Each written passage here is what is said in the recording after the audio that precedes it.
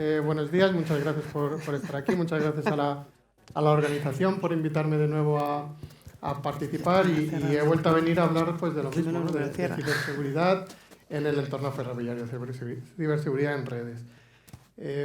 Una breve presentación de quién soy.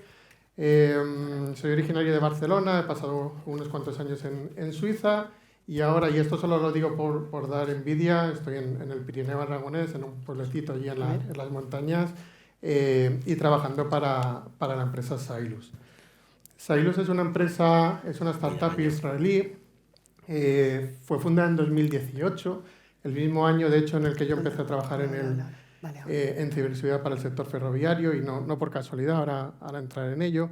Y es una empresa que fue fundada por dos exmiembros del ejército israelí que venían de temas de ciberseguridad, de temas de inteligencia allí y se dieron cuenta de que había realmente un gap, que realmente en 2018 se había hecho muy poco o prácticamente nada y no existían soluciones específicas para cubrir las necesidades de ciberseguridad en el sector ferroviario. Así que pues montaron la empresa, que a lo que nos dedicamos básicamente pues, es a desarrollar soluciones específicas para monitorizar esa ciberseguridad en esos entornos tan específicos que son los del ferrocarril. Trabajamos con todo tipo de entornos ferroviarios, desde metros, tranvías, trenes ligeros, media distancia, larga distancia, mercancías y alta velocidad. Y bueno, pues colaboramos en un montón de iniciativas internacionales para impulsar la ciberseguridad en el sector. Porque como os decía, de hecho, si volvemos a 2017-2018, lo que ocurrió entonces es que por primera vez empezaron a aparecer requisitos de ciberseguridad en algunos pliegos de operadores. Antes de eso no se había hecho nada o prácticamente nada, ¿vale? Y estamos hablando ya de 2018. ¿Y por qué no se había hecho nada o casi nada? Pues porque no había hecho falta. Hasta entonces la digitalización y la interconexión de redes en el sector ferroviario era mínima y por lo tanto el riesgo también lo era. En estos años se ha avanzado mucho, queda mucho por recorrer y un poco pues, lo que os quiero enseñar en la presentación es pues eso, dónde estamos ahora mismo en este trayecto. Me gustaría empezar un poco recordando o revisando qué ha pasado durante el último año. El año pasado di una presentación aquí también y revisamos los incidentes que habían ocurrido en el sector durante los últimos 4 o 5 años. En esta ocasión me voy a centrar realmente en los últimos 12 meses. Tenemos el incidente que pasó en Adif, no fue un incidente de ciberseguridad, fue simplemente un problema de actualización debido a un hardware, pero nos sirve muy bien para ilustrar cuál puede ser el impacto potencial de un ciberataque que hiciera una denegación de servicios en el sector. En este caso, como recordaréis, sobre todo los que seáis de Barcelona, de Cataluña, pues lo que ocurrió fue que durante 3 horas la red ferroviaria estuvo parada por culpa de este problema en la actualización y afectó a 80.000 pasajeros, ¿verdad? Que se dice pronto. Ahora imaginaros si esto escala a nivel nacional, pues cuál sería la afectación. O si, aquí estamos hablando de 3 horas, si el impacto se alarga en el tiempo, pues también podéis imaginaros que acabaría impactando a mucha más gente. Otro ejemplo que es digno de reseñar fue el ataque que se sufrió en Bielorrusia y nos sirve para ilustrar una tendencia que va a ir al alza también, que es, bueno, el ferrocarril siempre ha sido un objetivo estratégico, pero ahora puede ser también un objetivo ciberestratégico y lo va a ser. Es decir, vamos a ver más y más ataques como partes de campañas militares en el mundo ciber, intentando pues eso, afectar al sector. En este caso lo que se quería era demorar el despliegue de tropas rusas para la invasión de Ucrania. Y otro ejemplo, esto ha pasado hace pocas semanas en Dinamarca, y sí que se trata de un ciberataque al uso, y el resultado fue parar realmente la red de un operador ferroviario en el país. No fue un APT, no fue un ataque súper elaborado, al final fue simplemente un ransomware. Ni siquiera fue un ataque dirigido, ¿vale? Se trató de un ransomware. Y de hecho, no fue ni un ransomware que afectara directamente al operador, sino que lo que pasó es que afectó a un proveedor, ¿vale? Antes, en la presentación de antes se mencionaba, en las dos previas, de hecho, la cadena de suministro. Aquí tenemos un ejemplo claro. Lo que ocurrió, de hecho, fue que el ransomware afectó a un entorno de pruebas, a un entorno de test de este proveedor. El proveedor decidió parar todos sus sistemas para evitar que se propagara y el problema es que este proveedor, los servicios que está prestando al operador de Dinamarca es una pequeña aplicación que usa el conductor en su operación. ¿Qué ocurrió? Pues que pararon todos los servicios, el backend dejó de funcionar y por lo tanto la aplicación del conductor también dejó de funcionar. Y aunque no era una aplicación vital, sí que hay algo propio del sector del ferrocarril, que es que los sistemas se diseñan pensando siempre en safety como primer punto. Entonces, si algo sale fuera de lo normal que pueda llegar a tener alguna afectación desde el punto de vista safety, lo que se va a hacer siempre es ir a un estado seguro. Y en el entorno del ferrocarril, un estado seguro básicamente es detener el tren, ¿vale? Esto en el ferrocarril es sencillo hacer. Si nos vamos al mundo de la aviación es más complicado, ¿verdad? Un avión en vuelo pues no lo puedes detener y ya está para ir a un estado seguro, pero en el ferrocarril tenemos esa fortuna de que sí que se puede. El problema que conlleva es que prevenir ataques de denegación de servicio cuando tus sistemas están diseñados para detenerse en caso de que algo vaya mal, pues es mucho más complicado, ¿verdad?, que en otros ámbitos. Podemos encontrar muchos otros ejemplos de ataques durante el año. Hubo un ciberataque a temas de billetería en un operador de Italia. También hay algunos ejemplos en el Reino Unido, en Australia. Es decir, siguen generándose ataques, aunque no sean siempre dirigidos y aunque no tengan una afectación directa en operación, vemos que la tendencia realmente es que aumenten este tipo de incidentes. ¿Y cuáles son las posibles consecuencias en el sector? Pues tenemos de múltiples tipos, desde una pérdida de confianza de los pasajeros en los servicios, pérdida de datos confidenciales, y esto también es una tendencia en aumento porque cada vez los operadores están recogiendo y utilizando más datos sensibles de pasajeros pues, para prestar servicios adicionales, como son la movilidad como servicio, y por lo tanto es una tendencia pues, que va a ir en aumento. Tema de denegación de servicio ya lo hemos comentado con un ejemplo. Este es el claro, el más fácil también para los atacantes de conseguir muchas veces. Daños a las infraestructuras, daños físicos. ¿Por qué? Pues porque estamos en un entorno ciberfísico donde realmente desde el mundo ciber es posible acabar causando un daño y un impacto físico y real en infraestructuras. Y finalmente, pues el peor escenario, que es tener un impacto desde el punto de vista safety, es decir, realmente pues, acabar causando una colisión o un problema, realmente un daño a las personas. ¿Y cuál es el escenario de riesgo que tenemos? Pues al final el riesgo sigue aumentando, lo ha estado haciendo en los últimos años y va a seguir aumentando por dos motivos. Por un lado, porque aumenta el impacto potencial, por múltiples motivos, pero uno que es muy paradigmático para ilustrarlo, pues es que al final los sistemas ferroviarios cada vez automatizan más procesos, ¿vale? Y si cogemos, por ejemplo, la automatización del tren y los diferentes grados de automatización, cuanto mayor sean, pues mayor puede ser el impacto potencial de un ciberataque. Si vamos en un escenario donde tenemos al conductor que al final puede usar el freno de emergencia, pues obviamente ese impacto potencial no acabará llegando a tener una afectación safety. Si quitamos ese componente humano y realmente automatizamos todo el proceso de conducción del tren, pues ese impacto potencial será mucho mayor. Y por el otro lado, pues tenemos un aumento de la probabilidad de que esto suceda. ¿Por qué? Pues porque está aumentando la interconexión de las redes y porque aumenta la digitalización.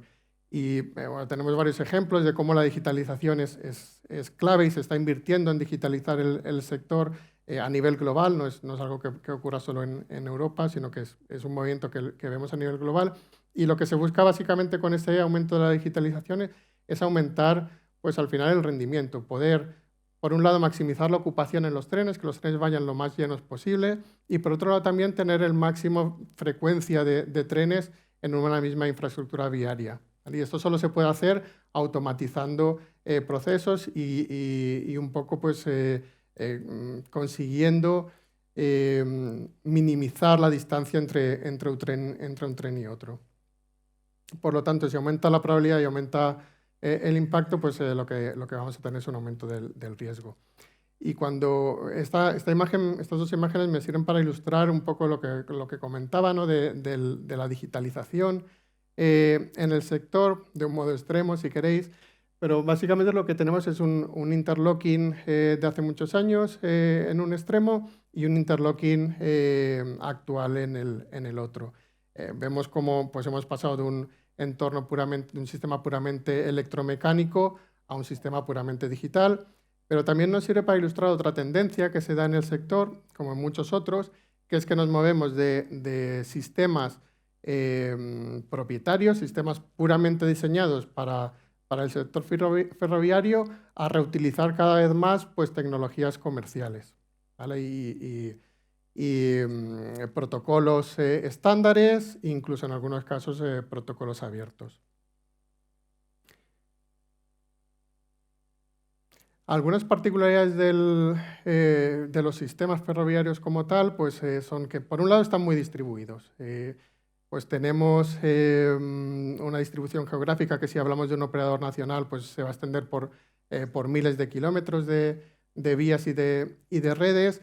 Vamos a tener todos los tipos de canales de comunicación y protocolos de comunicación que os podéis imaginar coexistiendo en esos sistemas, tanto sistemas conectados como sistemas inalámbricos. Vamos a tener, y esto es específico del ferrocarril, muchas interconexiones con otras infraestructuras, con sistemas de otras infraestructuras, como pueden ser carreteras, como pueden ser túneles, aeropuertos, si hablamos de sistemas ferroviarios que conecten con el aeropuerto. Y luego tenemos CPDs, centros de datos en movimiento, que esto también es muy característico del sector del ferrocarril y que no se da en muchos otros sectores. Al final vas a tener una movilidad que no siempre es trivial saber dónde están tus activos. Y como sabéis, si no sabes dónde están tus activos, el protegerlos pues también se convierte en un desafío mayor. Luego es un entorno multifabricante. Podemos tener en una misma vía, en una misma vía podemos tener varios operadores, como ahora sabemos en España. Un mismo operador puede tener trenes de diferentes, o va a tener trenes de diferentes fabricantes. Dentro de un tren de un determinado fabricante vamos a tener también componentes de múltiples proveedores diferentes. Por lo tanto, también tenemos el desafío de tener que lidiar con una cadena de suministro realmente muy, muy extensa. Todos esos sistemas están diseñados para garantizar aspectos de safety y la ciberseguridad siempre va a estar supeditada, que tiene sentido, pero conlleva sus propios desafíos, sobre todo a la hora de solucionar esa tensión para parchear los sistemas, donde safety lo que va a buscar es que los sistemas sean los más estáticos posibles y que se modifique lo menos posible hardware y software, mientras que desde el punto de vista de ciberseguridad pues lo que queremos es ser capaces de aplicar parches lo más rápidamente posible. Cuando pensamos en sistemas críticos dentro del sector, enseguida nos vienen a la mente los trenes, ¿vale? Y es lo más llamativo y es en lo que pensamos todos. Pero luego tenemos muchos sistemas en el lado de vía que son igual o más críticos, porque al final pensad que si un atacante es capaz de comprometer el sistema de señalización en el lado de vía, va a ser capaz seguramente de afectar a múltiples trenes a la vez. Por lo tanto, estos son los dos grandes bloques de sistemas críticos que tenemos. Los trenes como tal, todo el material rodante y todos los sistemas de vía. Y luego la comunicación entre ellos. Vamos a ver algunos detalles de cada uno de estos bloques.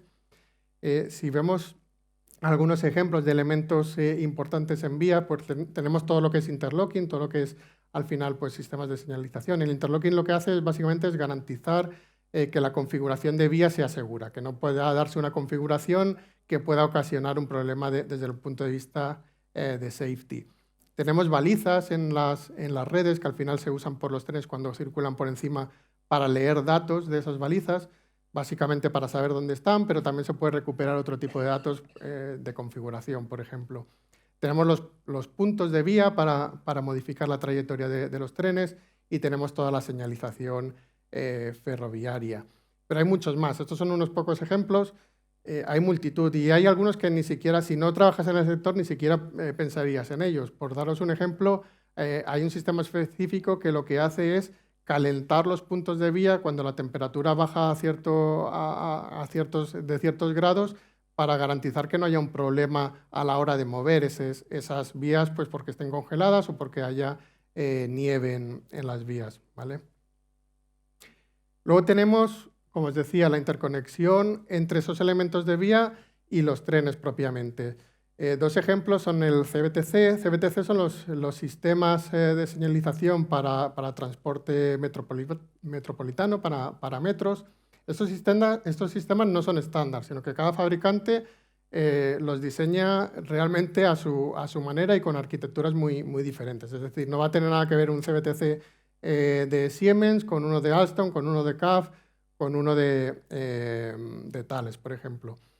No hay un estándar allí, pero bueno, el objetivo al final es el mismo, es realmente facilitar esa comunicación y asegurar pues, que ciertas funciones desde el punto de vista safety y operacional pues, puedan automatizarse y ayudar al conductor o incluso llegar a tener pues una automatización completa del tráfico.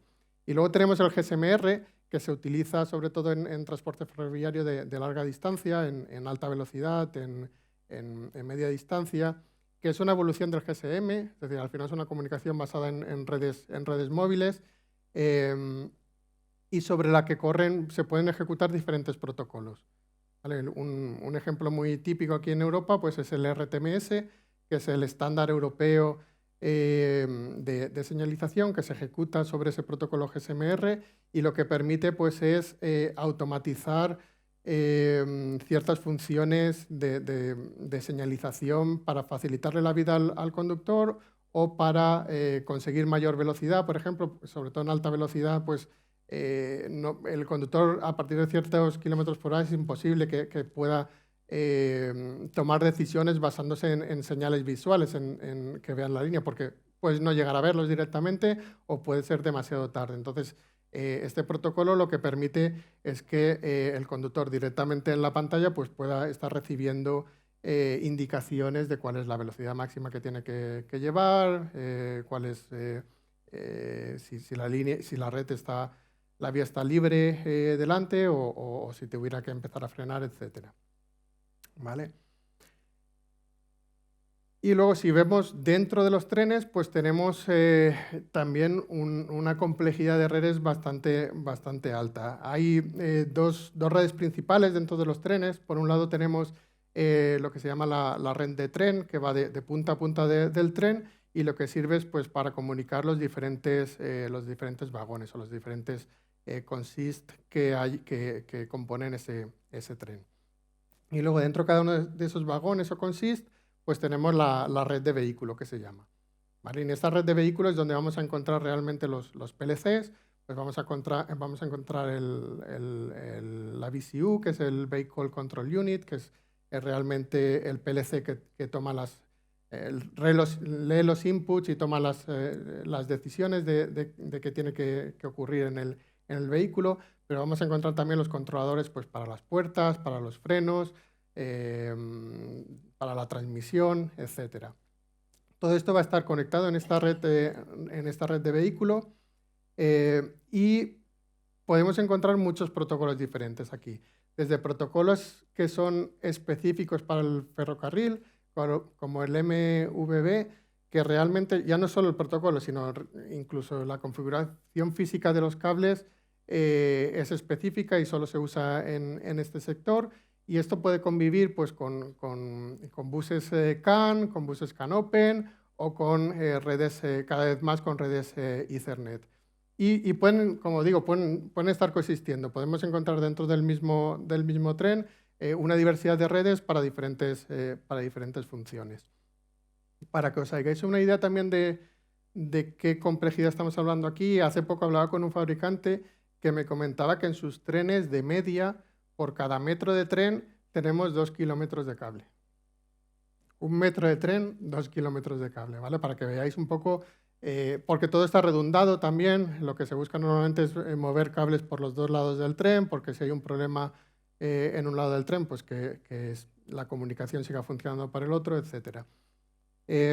Imaginaos también lo que supone esto a nivel de costes y a nivel de mantenimiento. Es decir, hay cierta presión para mover todo esto en un futuro a entornos inalámbricos. Todavía no estamos ahí, sobre todo desde el punto de vista de ciberseguridad, pero estoy seguro de que en algún momento esto va a llegar y hay que empezar a trabajar pues, para implementar ciberseguridad de una manera coherente y que esto, cuando llegue el momento, se pueda realizar.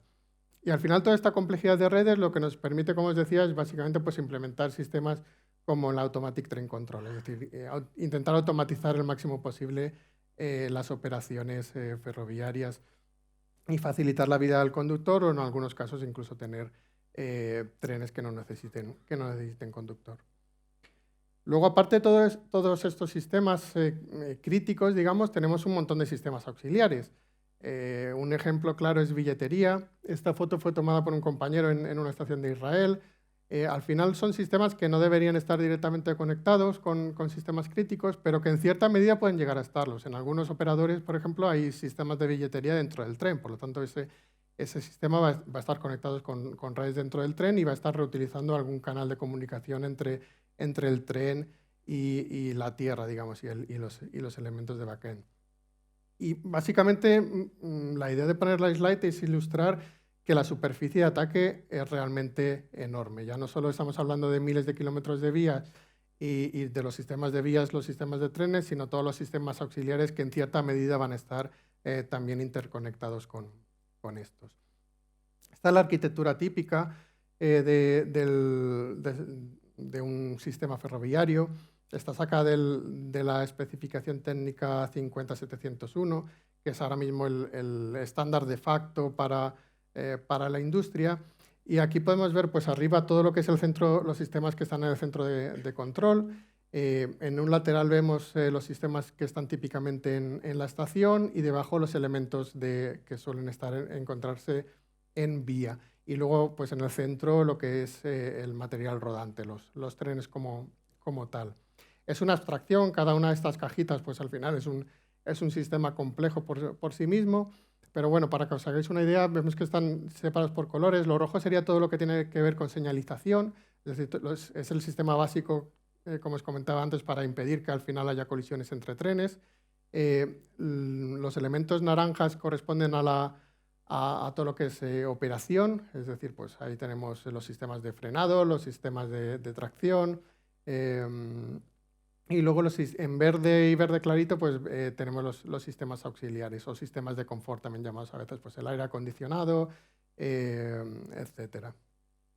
Otra visión de esta arquitectura un poco más simplificada, pero que al final está ilustrando lo mismo. Volvemos a ver arriba toda la parte de centro de control, luego redes auxiliares, sistemas auxiliares que también son importantes y están interconectados al final con estas redes críticas, pues toda la parte de videovigilancia, toda la parte de SCADA para control, por ejemplo, de las estaciones, pues de las escaleras mecánicas, de los aires acondicionados, etcétera, y toda la parte de información a los pasajeros, ¿vale? El PIS que vemos aquí es básicamente pues eso, lo que podemos ver en las pantallas, tanto en las estaciones como dentro del tren. Luego, por debajo vemos todos los elementos de vía, toda la parte de señalización y la parte de interlocking y las redes de a bordo del tren. ¿Y qué nos encontramos cuando vamos a hacer un proyecto de monitorización de la ciberseguridad o hacemos un assessment de una de estas redes? Pues típicamente lo que nos encontramos son comunicaciones safety que no están usando criptografía para garantizar la integridad de la comunicación. Una de mis primeras experiencias con un ingeniero de safety, y luego se ha repetido a lo largo de estos años con otros ingenieros de otras empresas, fue decirme que por la integridad no me preocupara en esa comunicación porque estaba garantizada. Era un black channel, un canal negro, en el que la integridad se garantizaba desde el punto de vista safety. Bien, cuando empiezas a escarbar un poco más, al final lo que ves es que esa garantía de integridad básicamente se basa en un checksum más avanzado, no un checksum normal, pero bueno, al final es un checksum, por lo tanto un atacante, si modifica el payload, modificar también ese checksum, pues acaba siendo trivial. Nos vamos a encontrar equipos obsoletos, con vulnerabilidades conocidas, normalmente redes poco segmentadas, si están segmentadas, protocolos inseguros, pues Telnet, SNMP versión 1, los que queráis, y ausencia de monitorización. En muchos casos, en estos sistemas ferroviarios, no se generan logs desde el punto de vista de ciberseguridad. Y si se generan, muy raramente se centralizan. Y en el caso improbable que se centralicen, muy raramente van a ser realmente monitorizados activamente por alguien. Y además, si queremos cambiar esto, nos encontramos con unas limitaciones importantes. Quizá la principal es que es muy complicado cambiar una arquitectura ferroviaria. Es muy complicado porque es muy caro, porque es muy complejo y sobre todo porque se va a alargar muchísimo en el tiempo. Uno de mis primeros recuerdos cuando empecé a trabajar en ciberseguridad para el sector del ferrocarril fue el shock que tuve en cuanto a la relatividad del tiempo.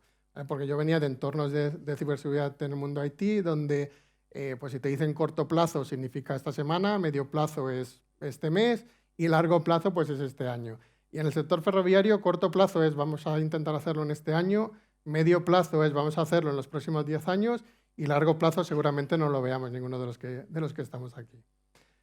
Es muy complicado implementar ningún agente o soluciones activas dentro de las redes porque te va a conllevar problemas con los fabricantes de garantía, problemas con las homologaciones de safety y ya lo comentaba antes también, hacer un parcheo regular de los sistemas pues es un desafío porque lo que se busca desde el punto de vista safety es que sean los más estáticos posibles y que pues se modifiquen cuanto menos mejor.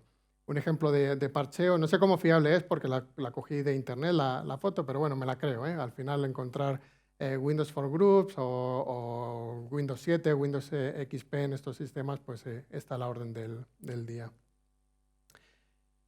Muy rápido, desde el punto de vista de normativas, os comentaba antes que el estándar de facto es esta TS 50701 que fue publicada el año pasado y que básicamente lo que hace es proveer a los operadores y a los fabricantes con unas guías claras de cómo implementar la 62443 en el sector ferroviario, cómo hacer un análisis de riesgos en el sector ferroviario, cómo aplicar esos controles de seguridad industrial adaptados al sector ferroviario.